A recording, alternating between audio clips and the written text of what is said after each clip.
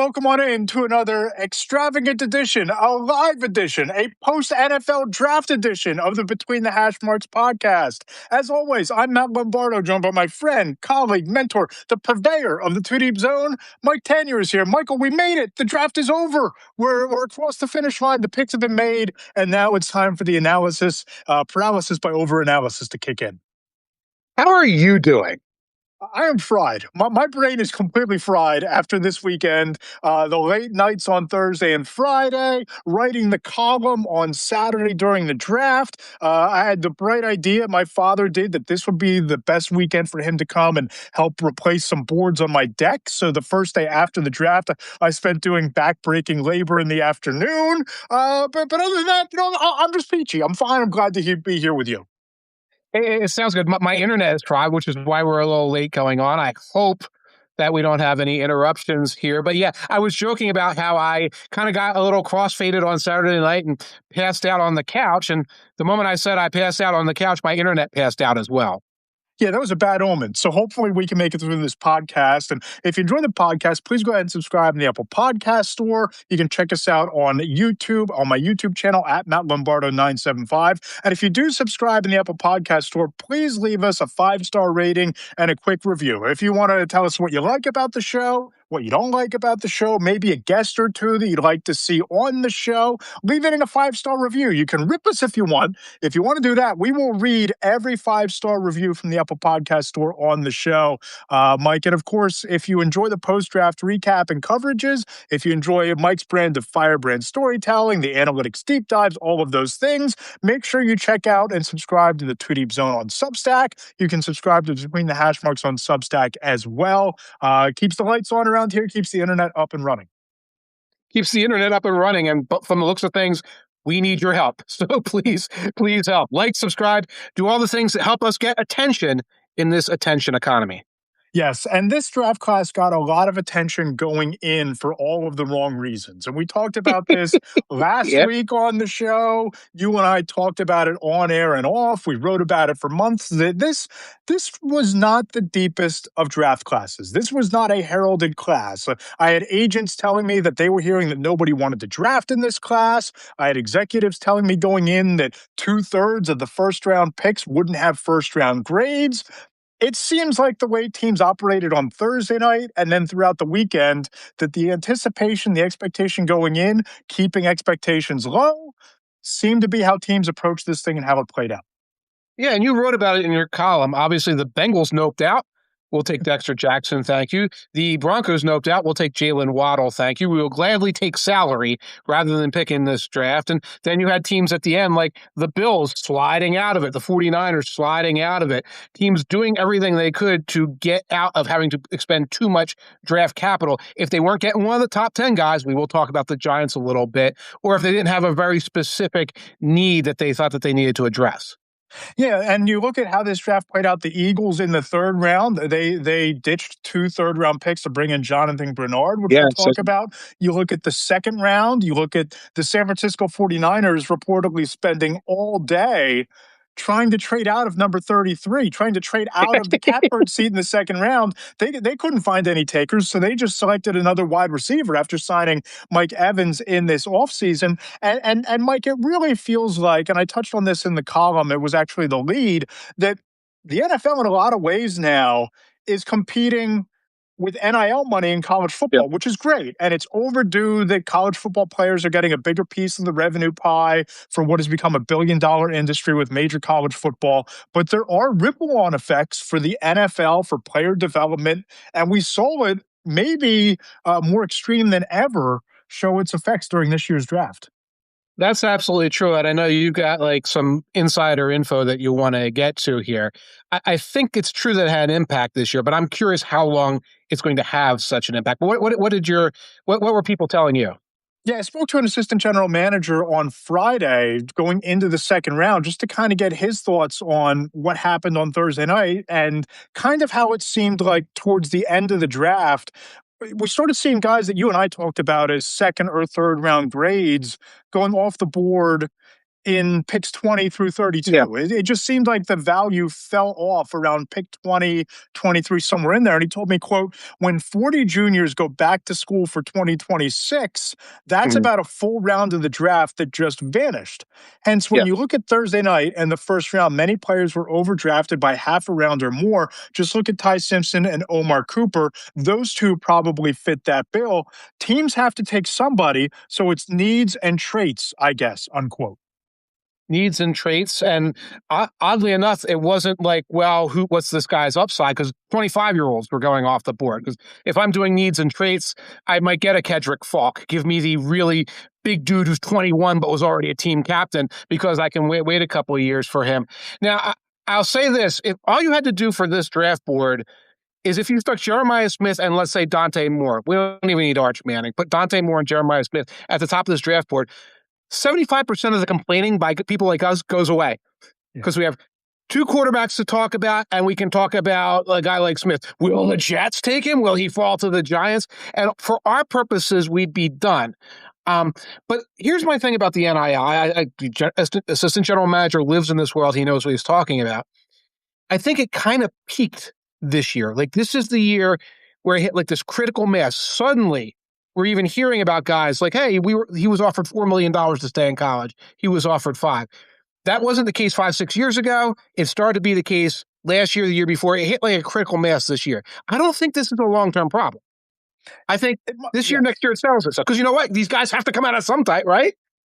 Yeah, my thing is it's twofold. Along those lines, I just look at the team that I follow closest in college football, Penn State. You look at Drew Aller, Nick Singleton, Katron Allen, Denai Dennis Sutton. If all of those guys had come out last year, Drew Aller might be a first-round pick based on those quarterbacks. So, Nick Singleton might have been a day 2 pick rather than waiting to Saturday. But because they're a year older, because it's another year of injuries, because it's a year of subpar play in a season that went off the rails for whatever reason, their stocks kind of plummeted. So while I agree with you that I think this was the critical mass year and it kind of like reshuffled the board in terms of who guys are at this point when they're coming out, I do wonder what the long-term byproduct is if it's going to be a bunch of 24-year-old dudes rather than a bunch of 22-year-old dudes who are coming out because they're now going to take that extra year in college football. What they are, do they stay a year and get better because they're developing in the same program? Or is it what we saw in Happy Valley where you stay a year too late and it's like your stock plummets because you're not coming out at the top of your game, so to speak, at the top of your draft stock? It's so subtle and it's so nuanced, because Happy Valley's losses were Indiana's gains for guys like Surratt, for guys like Cooper, for Mendoza showing up number 1 overall, which he wasn't, I don't think, coming into the year on a lot of boards. So you have that element of things. I think what's here to stay is less 20, 21-year-old prospects, more 22, 23-year-old prospects. And for somebody like me who really looks at the age of the prospects, you have to get used to the idea of 23. Look what they did their senior year. And there were lots of 23-year-olds they were playing against. It wasn't like they were out there against 18-year-olds. I'm still going to, I think, hold the line for these 24, 25-year-olds. These had 6 years, 7 years in college. Some of that will go away because there was still COVID stuff mixed into that in terms of eligibility and all. But in the quarterback realm, what you're going to see, I think a lot of teams are going to get used to the idea of saying, okay, here's a quarterback, a Carson Beck, for example. He stayed in college for a couple $1 million, changed programs. That's going to be very common. They're going to be looking at that as the AAA baseball year. That was your promotion to AAA. We as NFL evaluators know you're going to a new system. You got to win over a new locker room. You got to learn a new program from a new coach. Now show us what you did there, because that's showing your transitional skills to the NFL, for example. Okay. And different people approach that different ways. Mendoza take this incredible leap forward. Aller gets hurt. Nussmeier gets hurt. Simpson opts out of the whole thing and winds up, with the ring around the rosy. We'll get to that. But it's a new developmental challenge that creates all these unusual cases that are going to become more usual in the years to come. I think the quarterback is going to be the really interesting case study, right? Because it's going to become, in theory, if a guy is playing more reps at a big time college program, whatever it might be, whether you're at Ohio State, you transfer to Clemson, or you're at LSU, you transfer to USC, or you're at Miami and you wind up at Indiana, whatever it is, if you're playing more snaps of major college football, I would think would develop you into a better, more pro ready NFL Right. quarterback because you have more game experience, you have more big game experience, you have more reps. But the last two quarterback classes, that just hasn't been what translates. And for the last years, we've talked about it being a quarterback crisis. Next year might be Mhm. different with Dante Moore and Lenora Sellers and Arch Manning. We talked about the same thing with Aller and Nussmeier and Kate Right. Klubnik going into this year. If these guys develop, great. But if they don't, if we go into next March and April and we're talking about this being a down year for a quarterback, the NFL is going to have to find some way to adapt to fix it, I would think, right? But maybe more information is better. And there are two things happening. The NFL is getting more information while we're getting more reasons to be pessimistic from the media standpoint. Where we look at this guy and say, oh, he fell off his senior year. Oh, he fell off. He did that, et cetera. We just have more data. We don't have these guys who showed up like shiny pennies and said, here I am, come draft me. But it's nuanced. So we're going to have to see because you're right. I'm looking at these guys like, oh, next year's class, we got Moore, we got Manning. We could be in the same conversation. This guy got hurt. This guy fell off. Moore, I think, was starting to be like, oh, we see all the weaknesses in his development. Now he could develop next year. That's what they need to show. It becomes different at the quarterback level. At some of these other levels, again, you're going to have a hard time ever selling me on the 24, 25-year-old wide receiver prospect as anything but a guy you're bringing in for special teams to draft in the third, fourth round. We saw a lot of those guys. We saw Mesidor, who's a heck of a player, 25-year-old playing at college level. It is just hard to gauge what you're really looking at in cases like that.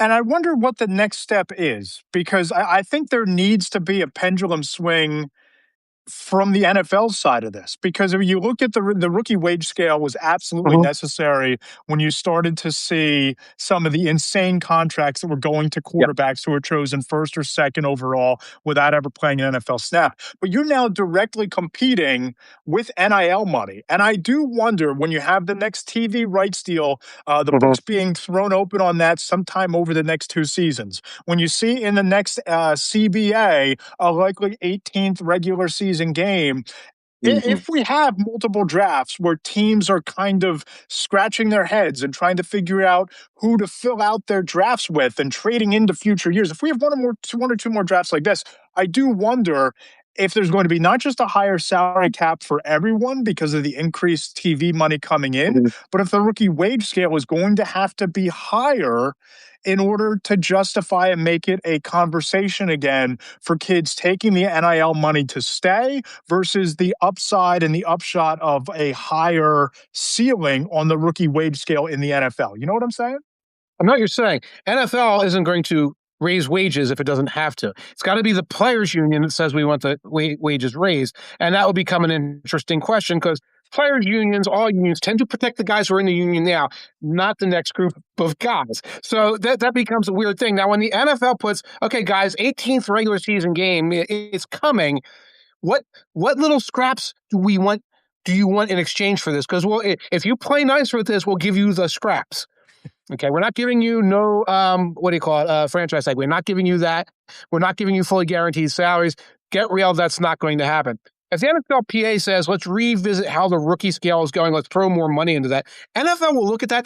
That's pennies on the dollar. Compared to quarterback contracts, compared to other things like that, throwing more money into year one bonuses for first-round picks, that is pennies on the dollar. And if the league says, wait a minute, we give you that, you shut up about the 18th game and go out there and play it, that's a win. Let's go. 10-year contract. Let's deal it. Do it. So that's one of the permutations we could see a couple of years down the line.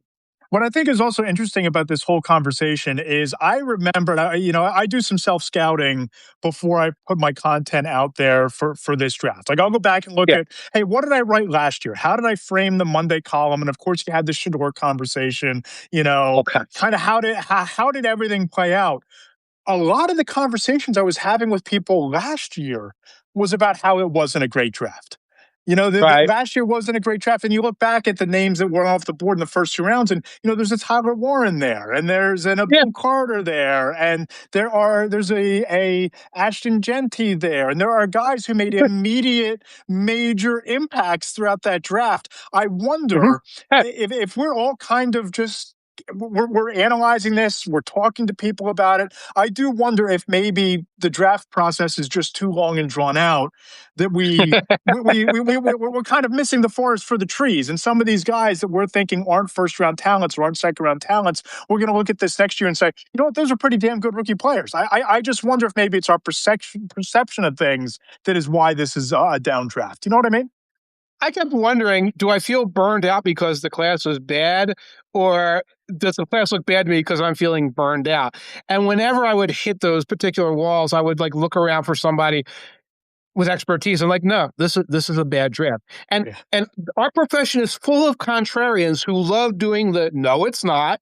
No, it's not. I mean, I know so many people who be, this is not a bad draft. You just don't see it for the with the depth and appreciate it on many angles I do. Couldn't find that person. Couldn't Mhm. find that person anywhere on the World Wide Web.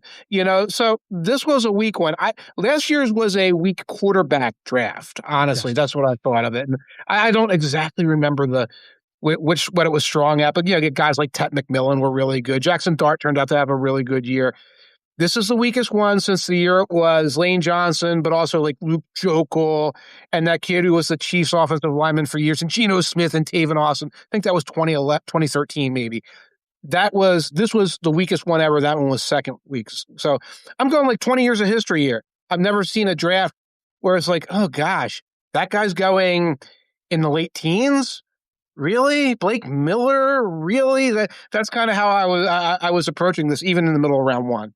And there were so many guys going off the board late in round one where I'm like, oh, I thought he was like a second round prospect. I thought he Right. was somebody you could get in the third round on Friday night. He's getting picked in the first round. So, yes, I think that the fact that we saw this, the fact that teams seemed like they were reaching for traits rather than finding value, Yeah. I thought that really told about the weakness of this class. But as he has tended to do in recent years, at least on paper, at Yes. least like first glance, it seems like Howie Roseman and the Eagles didn't just stick to a tried and true formula, but at least early on, it seems like they knocked it out of the park compared to what they might have been able to do with the draft pool that was sitting there for them. Well, I think it starts with Jonathan Greenard. And this is somebody they've been circling for weeks, and this has been going back and forth. You get an edge rusher in, and we can argue because I talk about it a little bit. It's like, gosh, Jalen Phillips would have just been fine in that spot, wouldn't he? Or Josh Sweat. But okay, what's done is done. Now you're looking at this board. You get Greenard. One of the third round picks the Eagles give up is next year's. Yeah.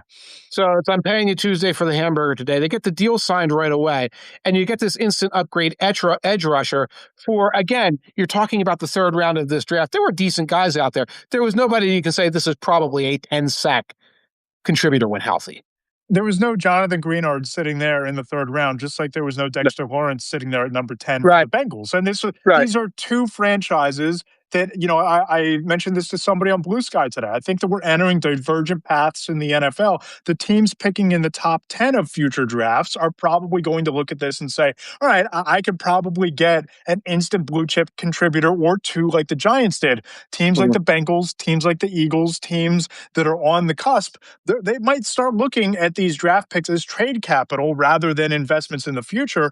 And I really like the Grenard trade for a lot of reasons. One, it Mhm. checks a big box for a big need. It Yeah. eliminates reaching. And I talked to Brian Baldinger about this, briefly on Saturday morning. He said, quote, Greenard walks into that building as their best pass rusher by far. He knows how to attack. He never stops working. He has Mhm. skills, effort, and mindset all combined, unquote. I think it's all you could ask for in the third round. But Right. I wrote about this in the column. It's almost like the Eagles' forward-thinking vision in how they draft has become a core value, and they just stick to it every single year, and it allows them to be able to sit out a $20 million guaranteed Nakobe Dean spending spree. It allows Right. them to sit out $25 million to Reed Blankenship over 3 years because they drafted Jihad Campbell last spring, knowing that Kobe Dean was a free agent. They drafted Andrew Makuba, knowing that Reed Blankenship was going to be a free agent. They drafted Cam Jurgens when they had Jason Kelsey with 1 or 2 good years remaining. They drafted Jordan Mailata and let him sit behind Jason Peters for 2 or 3 years. They drafted in this draft Eli Stowers with Dallas Goedert, knowing you're not going to re-sign him again. You drafted Mekhi Lemon, traded up for him, knowing you're going to trade A.J. Brown on June 1. They constantly recycle the development pool. They stay away from the salary cap. They don't have to chase the Jalen Phillips bank-breaking, market-setting contract because you get a Grenard. It just seems like they're one of the few organizations that seems to have threaded the needle behind the timing of drafting, developing, and getting these guys ready to play when the veterans are ready to go and cash in elsewhere. Right. And this was a very bold, aggressive Eagles weekend because you have the thudding obviousness of the A.J. Brown trade right now. You have the going up and stealing Mekhi Lemon from the Steelers, which, simultaneously makes Howie look more like a wizard and makes Omar Khan and Mike McCarthy look more like a bunch of doofuses. But then brings in a player that, again, smooths the transition away from A.J. Brown. You get so much of these things, and you talk about that. Yeah, there's this vision. There's a long-range vision. Howie sticks to it, and he's also not precious about it. He said in interviews, it's like, in the last couple of years, it was defense because we had a lot of older, expensive guys on defense, and we needed to get younger. Now, the expenses on offense, the older guys are on offense, so I have to address offense. And he goes out and addresses offense. And that they want to refurbish the offense from a playmaker standpoint, and we saw that. And it's like, well, how's it going to manifest itself? Now we can see it. Now you can see. You can agree with it, disagree with it, but A.J. Brown is gone. It's like you talk about that Packers model. It's like that Packers model right now. Here's 2 tight ends who can catch. Here's 4 different guys who can be interchangeably slot guys moving in and out. My question with that is, and of course with the elephant in the room, which is Cole Payton, how much of an on-notice situation is this for Jalen Hurts? I think it's completely on notice. I think it really is because, look, it worked with A.J. Brown while A.J. Brown was happy. You had the alpha dog where you could throw it up. A.J. Brown's going to go get it. You won a Super Bowl. You went to 2 that way. You really crafted an offense built around Saquon Barkley in the running game and A.J. Brown over the top. This is different. This is, I'm going to have Devonta Smith as a number 1 and a bunch of 2A and 3 wide receivers that are going to run all kinds of different route concepts. We're going to, exploit the middle of the field. We're going to, run different route concepts. The intermediate middle, which is not a strong point of Jalen Hurts' game. I don't think that the quarterback pick this week puts him on notice. I think that needing to show that you can thrive in this system and win this way, I think it puts Jalen Hurts on notice that it's not quite put up or shut up time, but you better not regress again as you did this past year. Show us that you're willing to change. Show us you're willing to change. And Cole Payton is not a serious threat to your job, but it's a little bit of I see you, we're here. There's a little, I can't imagine there's no messaging involved by you taking a North Dakota State quarterback and all the signs and portents that come to that to say, yeah, we are always striving to get better, Jalen. So right now, yeah, he's competing with Kyle McCord or whatever, but we are always striving to get better, Jalen. You're on notice. I think Nick Sirianni is on notice to some degree too. If the bottleneck with the way this offense looked was not Jalen, but it was Nick Sirianni, where guys would be trying to put new ideas in, and there'd be a threshold at which Nick Sirianni's like, no. The concept here is get the ball to the big guys, up the sidelines. If that was it, he's on this too because they don't have those players anymore. They've got slot guys. They've got work the middle guys. So everyone's going to have to adjust to this if it's going to succeed. And work the middle has not been the hallmark No. of Jalen Hurts' game. And I think that when you look at Cole Payton coming in, you heard Mel Kiper talk about there being a package of plays. Maybe you see a reinvention of the tush push or Yeah. something where maybe Cole Payton is the quarterback on the field. And instead of the push, it'll be a quick out to Dallas Goedert over the middle. You'll see more variance, but it might not be Hurts in those variance situations. You're going to Right. see a lot of route concepts that weren't the strength and the bread and butter of the offense previously. Hurts is going to he's going to need to deliver because that's the personnel they brought in. That's the scheme they're importing. I think you're going to see a lot more two tight end sets than you saw from them in the past. And you're going to see a lot less of go routes because you don't have the go route burner on the other side. Right. Who is the go route? I guess Hollywood Brown's the go route guy. I mean, Devontae Smith can run a go route. Maybe it's Dontavian because he's a big target going up the sidelines there, whatever. They're probably going to have to sort that stuff out. By the way, my favorite, I saw people arguing, it's like, what do you mean Jalen Hurts can't throw over the middle? Yes, he can. It's like, maybe he can. He doesn't. He doesn't. So, you can show me statistics that they were efficient, in the 8 passes he threw or whatever. Don't rewrite history here. For years, Jalen Hurts has been at the bottom of the league in throwing passes over the middle. Don't show me one GIF. Don't just say, yes, he can. Don't give me an EPA statistic based on like 9 passes. Look at the overall body of work, something he's reluctant to do. We've all watched enough Eagles games to see open guys running the crossing route. That's a 6-yard completion. It's AJ. AJ's running the cross. That's a 6-yard. Maybe he breaks a tackle. And Jalen's looking for big plays up the sidelines. That's what's got to change. There's a lot of things that Jalen Hurts does well, and I think he's a plus vertical passer in the deep vertical passing game. I think he does a great job of taking command of the offense. I think he does an outstanding job when you get him involved in the running game, but it's those middle and intermediate throws that need to get better. This wasn't the shot across the bow. The shot across the bow would have been taking an hour in the third round. We're taking Carson Beck, at some point. That would have been the shot across the bow. This is just, all right, we're going to reinvent things. We're going to maybe limit the physical punishment that you're taking in the tush push situations and in running game situations. This is an insurance policy on Tanner McKee being elsewhere next year as your backup and our recycling or developmental backup quarterback if we can trade Tanner McKee. This is not a shot across the bow, in my opinion, Jalen Hurts at all. Well, no, but I think more like Lemon, Stowers, everybody. It's a reminder that everyone is expected to improve. By the way, Carson Beck wouldn't have been a shot across the bow. It would have been like 6 shots of Crown Royal Black across my lips the moment it happened if he was coming to Philadelphia.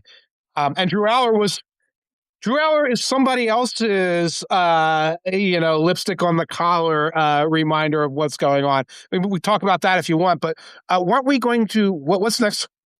I was going to mention, about how the Giants closed the gap a little bit. The Giants closed the gap and narrowed the gap a little in the NFC East. The team that narrowed the gap, okay, we can argue about, is the Cowboys. I love the first round picks. Love them. I love the first round picks. So I will start with the Giants. Obviously, 2 phenomenal players right off the bat, and I'll say 3 phenomenal players in Colton Hood. 1 phenomenal player leaving in Dexter Lawrence. So that's 2.5 steps forward, 1 step back. And then you get to Malachi Fields, and I was like, whoopsie doodle. I don't think this was a good pick. They traded up to get him when they shouldn't be trading up. They should just be grabbing guys. And Malik Neighbors might still be hurt. And is also going into Diva Zone. He's on DivaCon 4 at this point because he's chirping about, you got the wrong Ohio State guy and doing stuff like that. So, while I like what the Giants did, there's sort of a threshold how excited I can be because, again, they had to get rid of one of their core guys to make this happen.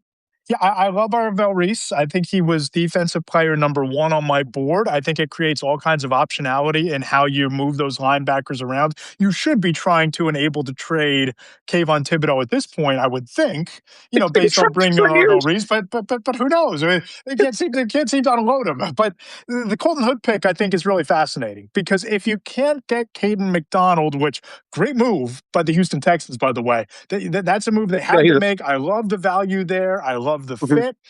Would have been a seamless transition from Dexter Lawrence if you could have got him in the second round. But you get Colton Hood, who's probably a top 15 or so talent at a position that you desperately needed to upgrade at corner. You and I are a little different on Malachi Fields because I think he's more of like that possession receiver, kind of that chains mover, big bodied, 50-50 ball type of guy. They didn't really have that. You had Malik Neighbors, you had Darius Slayton, who is somewhat of a big play threat, I guess, Yeah. sometimes, Yeah. but you have a possession guy now. I need to live in a world where when we talk about the Giants, we don't say the names Kayvon Thibodeau, Darius Slayton, and who's the third one? Predict who I'm about to say next. Well, we got rid of Wandale Robinson. Evan Neal. Neal. I never want to think about these individuals again. Okay. Slayton was Daniel Jones's binky. That was like 6 binkies ago. Kayvon Thibodeau, they've been trying to trade him since like 4 minutes, the first time he slept through a meeting. Where was I? I just lost my train of thought. You might not have to worry about Evan Neal because they drafted Francis Maioga, right? They yes. drafted one of the top 2 offensive tackles in this class. It's a meat and potatoes, efficient, competent draft that they haven't had across the board. They've had some nice picks. I mean, you get Andrew Thomas, you get an Abdul Carter, you get Malik Neighbors. They've had some nice picks. This was an efficient, professional draft by Dawn Aponte and John Harbaugh. And in some ways, I guess Joe Shane was probably involved in writing a few of the scouting reports. Right. He was writing his LinkedIn and he was writing the scouting reports. LinkedIn scouting reports. Yes. Love Moraga, love Reese. I really do love Hood. I recognize you can't get everything done at once, which again is why I don't like the trade up. Maybe you could have gotten more bodies at defensive tackle. I got no knowledge of Bobby Jamison Travis. By the time he was picked, there was only one Jamison on my mind. It comes in a bottle. Okay. But and we can talk about closing the gap. I just think there's a lot of gap there for the Giants. That's why I want to switch gears to the Cowboys. Yeah. Okay. So you get 2 first-round picks, a couple of guys I really like at the top of the first round, Caleb Downs, Malachi Lawrence. One of the best players on the board at safety. Cowboys love these safeties. Going back to like Roy Williams, they always just love a big safety. Malachi Lawrence is somebody I had a probably higher selection on for anybody except Stephen Jones.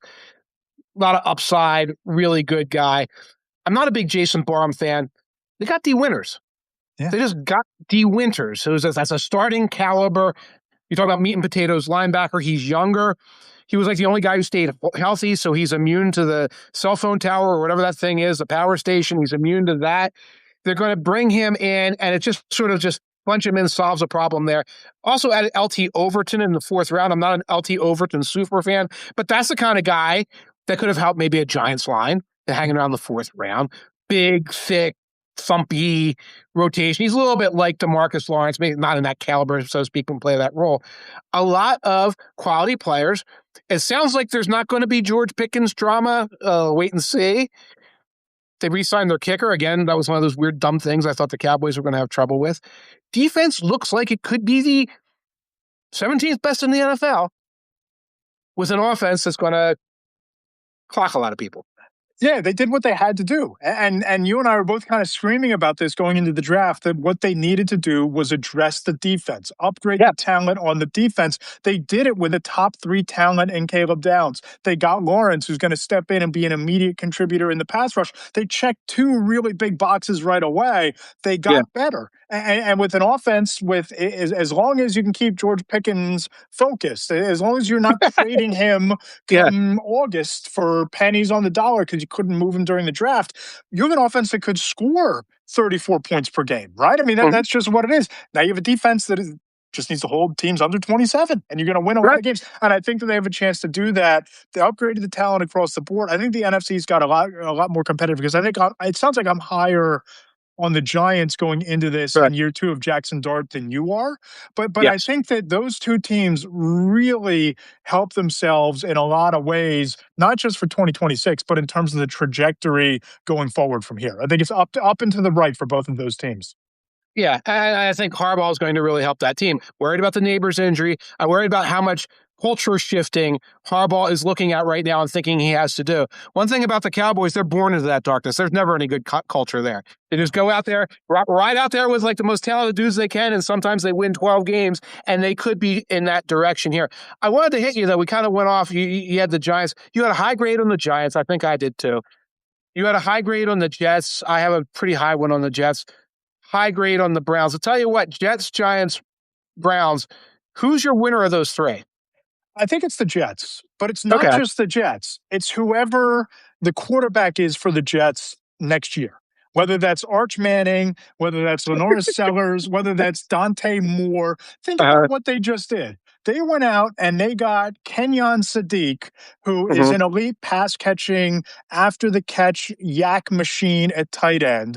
They get Omar Cooper, who's really athletic in terms of a pass catcher, really good in the red zone, an area that they've been really bad the last couple of years. They got speed guys all over the field now on defense by, taking plug and play David Bailey, who you liked for them situationally better than Arvell Reese. You've made the defense better. And I love the D'Angelo Pons pick because Yeah. they've kind of remade that secondary. You bring in Nashawn Wright from the Chicago Bears, 5 interceptions a year ago. Seems like his career is on the upward path. You bring in Pons, who's really Minka. athletic, especially in zone situations. You brought in Minka Fitzpatrick over the offseason. You've gotten competent there.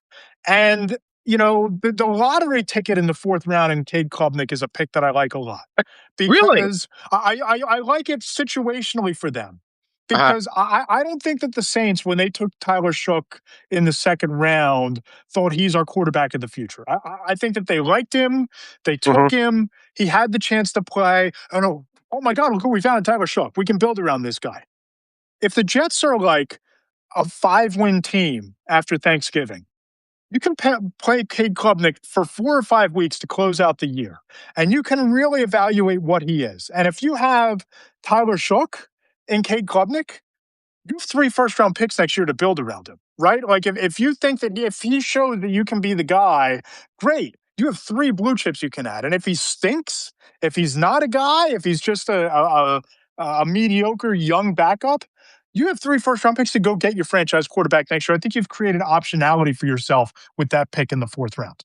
I think we're going to disagree on that. I think the Saints will be looking for a quarterback again in 2027. I think Shuck is a late season mirage built around like these sort of last second wins. Klubnik, I don't like. Now, if you were talking about 6th or 7th round lottery ticket, and it's we bring in Klubnik, he had some success early in his career at Clemson. He's an RPO guy. He can work in the structure of this thing that we built. Like maybe they traded up to get him. They traded an extra 4th round pick to go up and get this guy. They traded somebody who could have been more bodies on their defense, more bodies on their offensive line. So beyond that, I'm higher on Bailey, Sadiq, and Cooper. Maybe not as high as you, but we're higher than a lot of people. So I hear the scuttlebutt I've seen from the Jets world. Okay, and I disagree with this, but I don't think it's foolishness. It should have been Arvell. Okay, number 2. And then it could have been, say, Mekhi Lemon instead of Sadiq, and then whoever you want in place of Cooper, maybe Stowers, maybe some other tight end, maybe a different receiver. And they had to trade up for Cooper. They could have had that extra pick later on, who again could have turned into another guy. Now, you have Counter yes, argument to that is counter. it's an awful draft. So if I Okay, think yeah, that Klubnik in the 4th round can be a developmental guy, I don't give a shit about giving up a 4th round pick. right. If it's a camp body that I'm taking in the 4th round, I'd rather have a quarterback that I like that I can try Mm-hmm. to develop. If I think that Omar Cooper fits the traits and the skill sets that I need out of my number Mm-hmm. 2 receiver in Frank Reich's offense, or I want a guy who's more shorthanded than just a burner, then because I'm going to have a young quarterback in there at some point, I'm going to go and get Cooper. I don't get too worked up in this particular draft about trading draft capital for guys that I like. In a stronger draft class, I'm with you. If we're looking at this draft, we're saying, oh, wow, this is a deep draft, and you're going to get starting caliber players as late as like the 5th round, that it's just loaded and it's deep at all these positions. Right. This just wasn't it. I mean, to me, this is like taking a bad draft and trying to go up and get your guy. But I think that's what it was. Yeah. For Cooper, that's fine, especially because the Jets had all these extra picks lying around. It's like we're going to burn some of this because we have a guy we think is going to be a starting wide receiver. The further you get down in it and you start talking about Klubnik, you're the Jets. This may be a bad draft, but you're a bad team. You're a very bad team who gutted yourself over a lot of your key players in the last couple of years. You need to create competition at a lot of these positions. And the moment you're not creating some of these creating that competition, you run the risk of saying, hey, DeMario Davis is our starter this year, and next year we're like the Saints now. It's DeMario Davis again because we never got this other guy. So for some of these teams, I like rewarding them for getting warm bodies. I don't think the Jets did as good a job as they should have. I think the Giants did quite as good a job. I think the Browns did a very good job getting all of these extra bodies where they're picking several times in the 5th round, getting guys in the 2nd round that I had like 1st round grades on, and cleaned up all these portions of the roster that they have to clean up on the cheap because they're paying so much scuzzball dollars to their quarterback. I think we need to get Ty Dunn on the phone for his next long-form feature. Maybe you and I need to combine resources to figure this out. Was this Andrew Barry flexing his muscles, finally not being beholden to Kevin Stefanski? Or was this Todd Monken walking into Berea and slapping his hands on the table and saying, this is my show now? Because there was something philosophically different about this Browns draft. You talk about meat and potatoes drafts. You talk about, competency. You talk about what they were able to get. They trade back to get more draft capital and the warm bodies that you're speaking of. And they take Fano, who they probably would have taken at number 6. He was the first offensive lineman off the board. If you would have taken him at 6 and you would have liked it, I'm going to love taking him at 9 or whatever it was. You get KC Concepcion, another yards after the catch machine, sure hands on quick routes. If you want to kind of speed up the clock in the pocket for Shedeur Sanders or whoever your quarterback is to get rid of the ball quicker and get yards after the catch, KC Concepcion's your man. Denzel Boston, really reliable receiver. Emmanuel McNeil-Warren in round 2, and maybe I'm nuts, but I had him as like a top 20 player in this draft, top 10 defensive prospects. You get him in round 2, and you're stacking the deck with warm bodies late. I love what the Browns did, and I think that if they ever make some hay and make headway in the AFC North or do it quickly with Monken, we're going to look at this draft as the foundational moment for them where they started putting some pillars in the ground to build this thing. 8 years where they were supposed to be some Moneyball team, and Barry was brought in by the last set of Moneyball guys before they left. First time it felt Moneyballish, where it's like, yes, we know we need to trade down. We know that we need to create these extra picks. We know we have to sort of mix potential upside with filling warm bodies. What's interesting about it is they were so desperate a couple of, 6 weeks ago, 8 weeks ago, they did not have an offensive line. They had 2 offensive linemen under contract on the entire roster, and they were like backups. It's DeJuan Jones and Tevin Jenkins or something like that. Got a couple of guys via free agency, via trades. Then they come into this draft. You get Fano, and like you said, they traded down to get extra guys. I don't have I had Barber was like a guy, and I don't even know much about Parker Brayford. I wasn't doing much like Alabama offensive line scouting except for the edges there. They now have enough bodies to create competition. So that we solved that problem. Wide receiver was the same thing. Wide receiver was Jerry Jeudy, Cedric Tillman, Leviathan, or whatever that kid's name is, Levarda, whatever the kid, Gage Lubutis. I forget the kid's name. He was always on the field. We were like, who is this kid? Now when you throw Concepcion and Boston out there, it's like, okay, Concepcion, Boston, you Jeudy in there, Tillman could be your number 4. And okay, all these tight ends, Fannin from last year, you got these other guys you brought in. I think we're kind of okay. It's a functional offense. Is it good? Yeah. Is it? Can they score more than 3, 6, 9 points every week? Probably, if they sort the quarterback situation out to just below averageness. And they did add Taylor Green, which is going to make Taylor injury, excuse me, which is going to make things weird in the quarterback room for days and weeks to come. Yeah, that's the one pick that I kind of scratched my head at. Yeah. The one year where you have 2 developmental dudes, Dylan Gabriel and Shedeur Sanders, who you picked last year.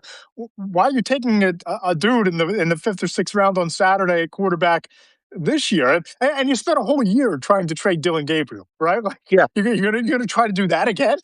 And a great draft for the Browns overall. Head scratcher of a pick, in my opinion. Yeah, I wonder what they're thinking in there. They did have a couple days looking at everybody. Yeah. They know they want Deshaun Watson to play, but they don't want him to play. And I think they know he probably isn't that excited about playing football anymore. And they're probably trying to guess their way through how to motivate, challenge Shador, find another option. Jalen Green's interesting because he has very similar strengths and weaknesses to Shador Sanders, but he's a bigger, stronger, faster dude, which automatically makes my eyebrows go up a little bit. A little bit. And we've talked about some of the drafts that we've liked a lot. There were some head scratchers. There were some teams that, and for as bad as this draft was, I think that they tripped over themselves making it worse draft classes. Yeah. I just want to start here with Arizona because I know that the running back debate is near and dear to your heart, but taking Jeremiah Love at 3 makes it a non-starter for me. Whatever you do after number 3 is tainted.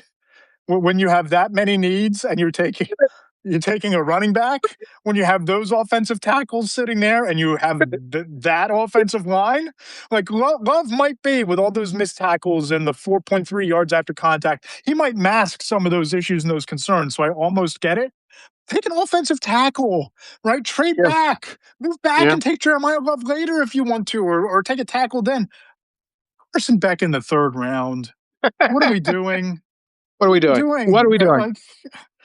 Like, I know you're trying to get Mike LaFleur pieces, and you're trying to build some playmakers for Mike LaFleur to build his offense around, but that just ain't it.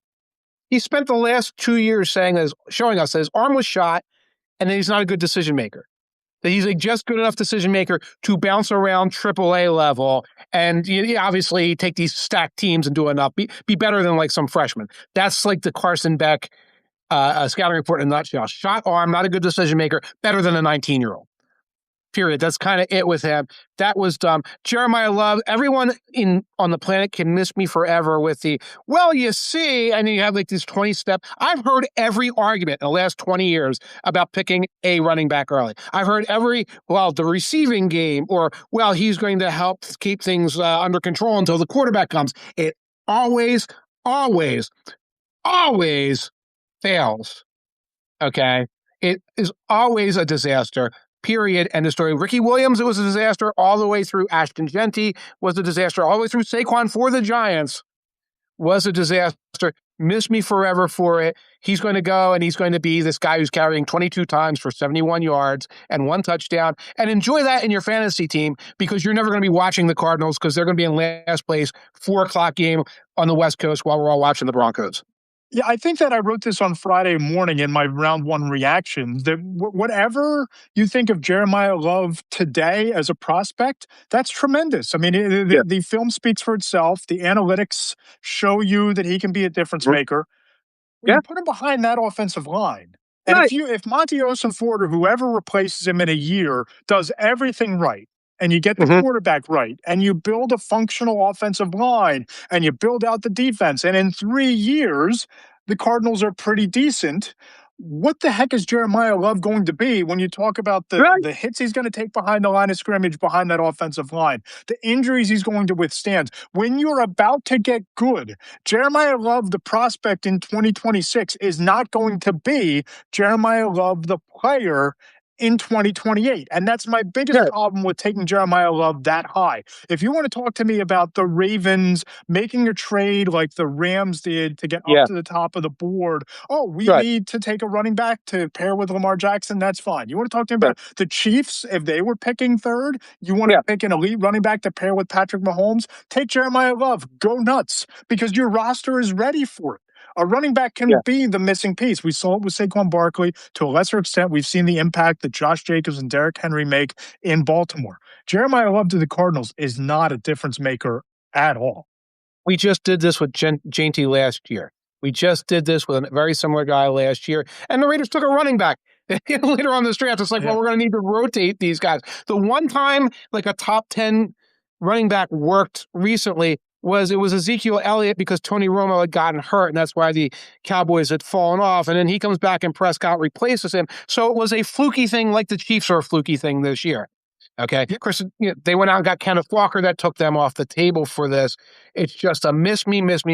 If the team had the quarterback, and this was a weak class, you could talk me into it. If the Giants had done it, I'd been like, I guess I see what they're thinking. Even if the Titans had done it, I would be like, I guess I see what they're thinking. Commanders, yeah, I guess I see what they're thinking. This team has Jacoby Brissett and Gardner Minshew and Carson Noodlearm battling for the starting job. It's going to be pathetic this year. It's probably going to be pathetic next year. And Love is going to just get beaten up. Nick Kelly checks in the comments. The hype meter was high for Genty a year ago, and then he had to run behind the Raiders' offensive line. Agreed. And look, Chip Kelly ruined the kid's rookie year because he changed his stance in the backfield, and we might never know if he would have been able to mask some of the issues in Vegas with that offensive line had he been able to stick to the running style that made him a generational talent at Boise State. But I think that's an interesting cautionary tale if you're hoping that Jeremiah Love masks some of those issues. Another team that I hated, couldn't stand, don't know what the hell they were doing, the Minnesota Vikings. Oh, okay. Quincy Adolfo-Mensa would never have done this. This would never, Quincy would not have taken the injury-prone defensive tackle. I like it if Caleb Banks is healthy, what he could do in terms of scheme and traits for Brian Flores. You took a linebacker, Jake Galladay. I don't know what he's a decent player, but I don't see the need. The linebacker was one of the Vikings defense's biggest strengths, I think. Trade Jonathan Grenard for 2 third-round picks. I guess if he's not going to be back, get something for him. You took a fullback in the 5th round. Dude, you have to replace C.J. Ham. You have to replace C.J. Ham. The last fullback on earth cannot be allowed to walk into the sunset. You had to go out and take Max Bredesen, who Matt, I'm going to tell you, though, Max Bredesen was the best fullback on the board.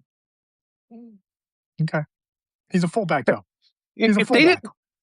He's from Michigan. If they didn't take him, Harbaugh would have taken him for the Chargers to block for Justin Herbert. To go with that Matlock guy. Okay, but I can almost understand that. When your quarterback is Kyler Murray or J.J. McCarthy, I don't see the need for a fullback there. Sorry, I just don't. I think I was pretty kind to the Vikings in my grades, but I get exactly what you're saying. The Banks thing, they're not in a good boom or bust situation right now in terms of like keeping that defense top 5 in the league. You can't be out there and say, well, this could be an all-pro, or, he might not be able to take the field again. You can't do that with 18th overall. Galladay is a system fit for them. So I'm going to get that. Like he's a big blitz off the edge guy. Brian Flores is going to love him. I'll let that one go. Orange is just a space eater. So you got 2 defensive tackles. Like, we fixed our defensive tackle situation. If one of these guys is healthy, it's like, that's great. Your quarterback situation's messed up. Your offensive line's kind of okay. You don't address the back end until later, although there's a couple guys I like. I would say at best, it's too risky and kind of bleh. Lots of bleh. In a division where you're kind of looking up now at the Chicago Bears. You might be looking up. You might be looking up at the Green Bay Packers if Jordan Love can stay healthy, and who knows? Right. I felt like you needed to knock this draft out of the park, and it seemed like they just didn't find value every step along the way where it seemed like they absolutely needed to. Right. And the Lions aren't dead yet. No. There we go. The Lions fell off last year. It's like, they finally added an edge rusher. They got a half-decent offensive lineman in this draft. Maybe they get a little healthier. Don't give up on them. The Vikings, you're the 4th team in that division. I can see them saying Kyler Murray is our guess at quarterback and McCarthy's still our lottery ticket. Who knows? Maybe you dust him off or something like that. So you don't complicate that room. But this is very ordinary, and so much of it is just based on whether Banks is going to be healthy. And I think the team that had the worst performance in this entire draft is the Jacksonville Jaguars. Because what was that?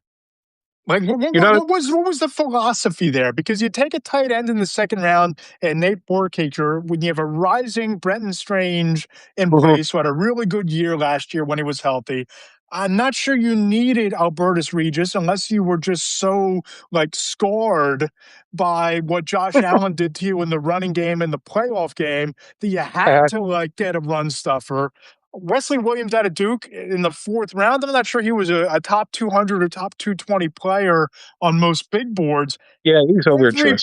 Every pick felt like a reach. Every pick felt like Yeah. I took a fourth round pick in the third round. I took a sixth round pick in the fifth round. And it almost to me felt like James Gladstone, who had all this goodwill built up over the last year or so since becoming the GM. It's like he printed out the Wikipedia page of this year's draft. And he copied and pasted it and put it into Chat GPT, just a bunch of names, and said, pick a draft class for me with no regard for my roster. Find me a bunch of guys. And you let Chat GPT or Claude or whatever chatbot you're working with today make the picks. I just didn't understand. It was a collection of guys rather than a coherent draft class. I'll start with Burkhardt, which is a young GM thinks he's smarter than everyone else move for the ages. I remember years and years and years ago when Josh McDaniels took over the Broncos, and in one of his first draft classes in the first round, he picked a blocking tight end from North Carolina. I think the kid's name was Quinn, who had like 10 career catches. 10 career catches in college. And like he was like, well, you don't understand the importance of blocking in the NFL. We don't play fantasy football here in the NFL. That's my Josh McDaniels impersonation. I know he sounds nothing like that. It's more of a George Plimpton. Anyway, pompous enough to be your Josh McDaniels impersonation, though. But it's like, here's the thing. If you are only a blocking tight end in college, you're not a blocking tight end in the NFL. You're a nothing burger. Okay, the blocking tight ends in the NFL come from the complete tight ends in college who are good blockers because you need that level of athleticism. You need something. Otherwise, you're going to play on special teams like blocking for the extra points. That's all you're going to do. So that's what Burkhardt is. I think he only had 35 catches in his career. Some insanely small amount of catches his entire career. I think he's 25 years old. He's 24 or 25, older prospect. That's your Chat GPT guy right there. Regis, you talked about it. I have similar things. And then, by the way, Burkhardt, then they go back and get Tanner Koziol. Because I'm going to tell you something, Matt. The Jaguars came up with a whole new strategy. It's 13 personnel, 3 tight end alignments. The Jaguars invented this. They did not copy this from anybody. They are not blatantly looking at their former employers and their mentors and seeing some other team that did a lot of 13 personnel and going like, we should do that. Like little 7th graders who have to like follow the cool kid around. They came up with this all by themselves. Gladstone and Liam Cohen were like, we're going to innovate the 3 tight end personnel package. So let's get a guy who never caught the ball in Burkhardt, and let's get Tanner Koziol, who's like 6'7" and can't block, and let's put him with Brenton Strange. And we're just going to show everybody how innovative and unique we are. Yeah, meanwhile, you have Parker Washington, who is like on the ascent of ascents when it comes to young wide receivers across the NFL off the year that he had.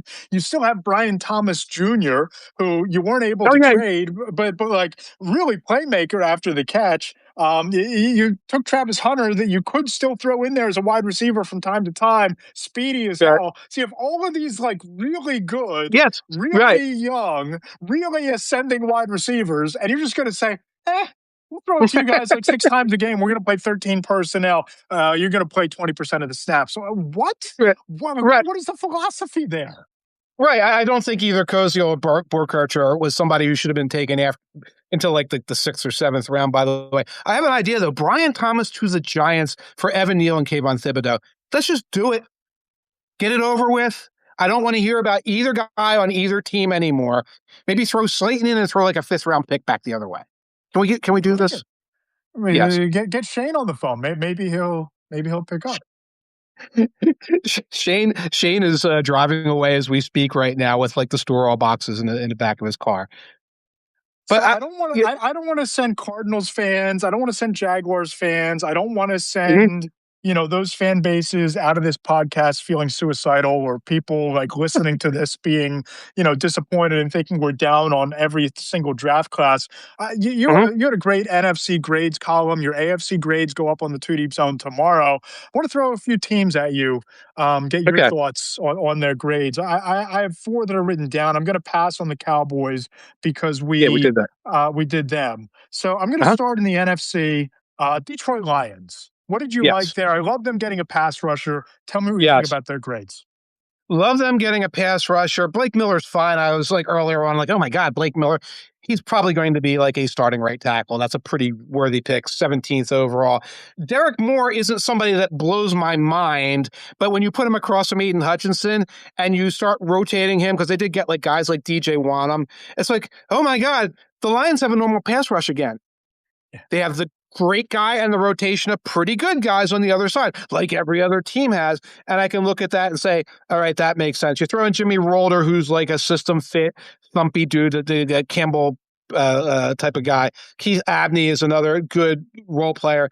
Thought they could have done more on offense, but just seeing this team meet their needs gives me the suggestion, because like there's teams who say, well, they're rising up. The Lions are the team that was like falling down. It's like they have to bulwark things and say, we still have Amon-Ra St. Brown, Jahmyr Gibbs, Penei Sewell, Aiden Hutchinson. We still have the bedrock of this, and they were beating teams by like 30 points midseason. Can they bring it back? I think they put themselves in position to steady the ship and put themselves back. I think I gave them a B+, I forget, but I was happy with it overall. Awesome. In the AFC, I thought a team had a very similar approach, very similar results. This is one just throwing at you, flying blind here. The Los Angeles Chargers. I like the Messidor pick. I like the fact that they seem to fortify the offensive line in front of Justin Herbert. I like a lot of what the Chargers did. I know the AFC grades drop tomorrow. What was your read on the Chargers draft and Jim Harbaugh's performance? I love the fact that there's like 6 offensive linemen on it, because they needed it after last season. I also kind of don't like the fact that there's like 6 offensive linemen on it, because now it's almost like a paranoia thing where it's like, we can't let this happen again. So you get Jake Slaughter, and then you go out and you get Travis Burke. And I don't really know anything about these 6-round picks that they brought in, but like, let's get some extra guards out there. That's fine. That's good. I'm hit or miss with Messidor. You know, it's a very Jim Harbaugh type of draft where it's like, I want my hustle guys. I want my eat, drink, and sleep football guys. And some of the other stuff might be secondary to that. In the case of Messidor, I'm going to ignore his age and injury history, because he's a glass eater who wants to go out there, rah-rah, and kick some butt. Slaughter has that reputation. Justin Smith had that reputation. Brennan Thompson, you can take or leave for me. It seems like every time they give Justin Herbert a weapon, it's one of these yes, but guys. Yeah. Brennan Thompson has 4.25 speed. Yes, but he bounced from program to program. All he was a vertical guy. He was never useful in the return game. This makes me wonder, like, what's up with that? And that goes with, Quentin Johnston's really tall and fast, but like his hands are bad. And Trey Harris had some really good games, but they were all against like Mississippi A&I and things like that. So I think I'm putting 107 years old, right? Right. Yes, Keenan Allen's 107, and we had to bring him back. Yeah. Right. So I think I'm giving this like a B or B-, but I'm trying to. I think what I say about this is, man, Harbaugh really knows how to build a team that passionately and heroically loses playoff games. Yeah, you're not going to fool me again about Charging being dead. The Buffalo Bills. The Bills, like, I love what they did sliding out of the first round and then sliding around a little bit, and they added a bunch of guys. So it's like, well, bottom of our roster, we're expensive at the top, we're old at the top. Got to create the opportunities, got to create the competition. So Jalen Kilgore is going to create competition. That's a good 5th-round pick. Zane Durant, create competition. That's a good 5th-round pick. Skylar Bell, I don't know. They've got this type with their receivers. I like him. Yeah. But it's yak guy. If you have DJ Moore as your top of the depth chart guy, you have Khalil Shakir as your number 2. You put Skylar and the Bell in the slot. He's a guy that I think could get you a yak machine, move the chains. I like him. I think they needed more speed at receiver, and I think they went out and they got it in him. I guess at the 4th round, I don't hate it. It's just another catch and yak guy. They're all going to be yakking. And we now know, again, that they brought the offensive coordinator back, so is everybody going to be meshing against each other? Not a terrible pick. I don't know about Davison Igbonason from Ohio State. Just seemed ordinary to me, and very penalty happy, and seems like he's a little bit like a overly demonstrative guy. I don't know if he's a bounce back guy, if he makes mistakes, that kind of thing. One thing I want to say about this, and I mentioned it on the internet like on Saturday, they let the Raiders move ahead of them 1 spot for the 7th-round pick in 2027 to move ahead to take Jermod McCoy. Yeah. That's okay. If this is if it's one surgery away from being a Pro Bowler, if it's, oh, it's actually okay, and this was all something like you let that guy go. You need cornerbacks. You went out and drafted cornerbacks and safeties. Yeah. You let that guy go for nothing? It's Yeah. very strange. Very strange. And I like the Raiders doing it. I think that Jermont McCoy going to the Raiders, for them, they spent all this money getting a lot quicker, a lot more athletic on defense this year, to the point that they could afford to take a lottery ticket on Jermont McCoy. They're not close. I mean, they're better. They're probably closer to being really good in 2027, with the pieces they now have on offense and Fernando Mendoza's second year and what they've added on defense. Jermont McCoy, if he's good to go in 2027, okay, great. Awesome. You got him for nothing. You stole it. Right. You might have gotten a Pro Bowler at the top of the fourth round for nothing, and that's a good pick. And yet, the Raiders, the Browns, the Jets, the Giants to a degree, Dolphins, it's like these teams have not pushed themselves, except maybe the Giants, I understand that, into the playoff picture in any way, but I see what it looks like now. You put enough pieces in place where it's like, I can see how you're going to be able to compete at the NFL level this year. And in the Raiders' case, you might have your quarterback, and that means a lot. Yeah, and you did a lot this offseason to build them up and get a lot of pieces there that you already had with Brock Bowers and Ashton Genty. Last one, I'm kind of needling you a little bit here because of how we both spent this offseason on social media. Your thoughts on the Packers draft? Brandon Cisse is a good ball player. Chris McClellan's a good ball player. And Danny Dennis Sutton is fine. He's fine. He's on that Penn State defense. He, had some moments. It's been a horrible offseason. And I'm going to be writing up the Packers separately because so many Packers fans are having a hard time just embracing the reality of how bad their offseason has been, how many players they lost. This wasn't a terrible draft, but they went out in the 6th round and got an Alabama cornerback that got benched in his 2025 season. You're drafting guys who got benched. Okay, think about that. What it takes to get benched at the college level. You have frustrated, and it was after something where he tries to blow up a guy after. I think what happens, he tries to blow up the guy after a catch and runs out of bounds, and the guy turns upfield for a touchdown. And Alabama coach is like, yeah, sit down for 6 weeks to think about that. They got a kicker. They traded 2 7th-round picks to go up and get a kicker. Trey Smack. Now, I have him down as a pretty good kicker. This Packers team that lost all these pieces has the extra draft capital to goof around and trade for kickers? No.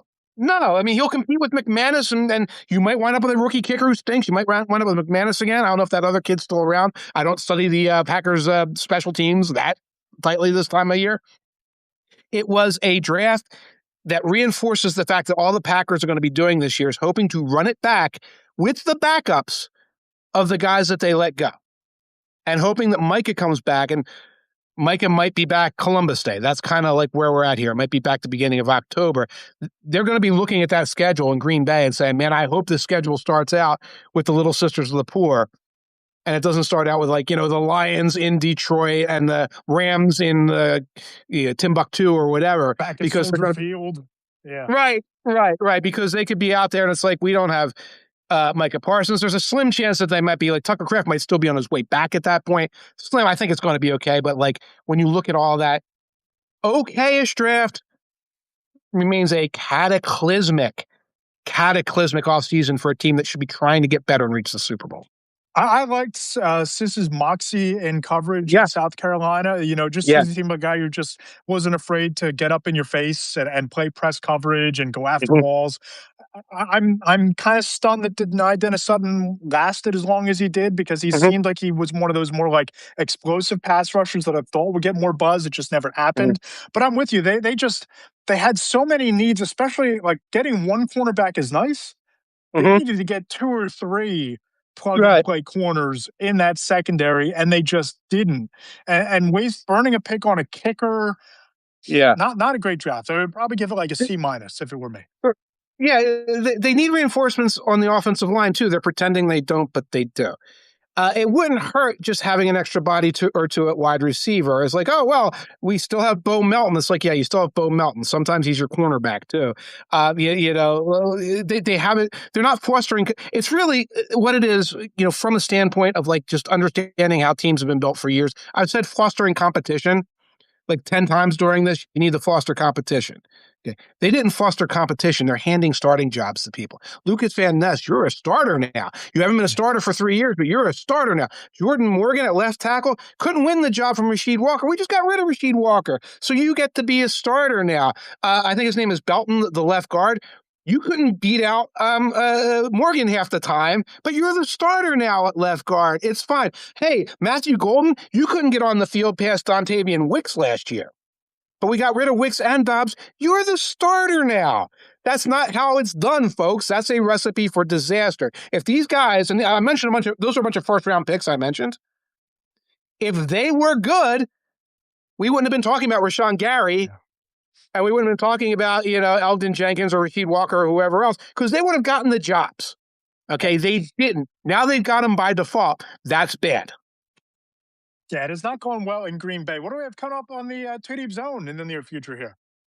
I just realized I have to make a couple corrections to the AFC grades because I forgot that guy when I was looking at him right now. That'll be out tomorrow morning, first thing, and then a couple of days off here in Two Deep Zone headquarters, and probably we'll run a Packers thing because the Packers are very controversial right now in my mentions, and I want to put on paper exactly some of the things I just talked about. What do you got coming up?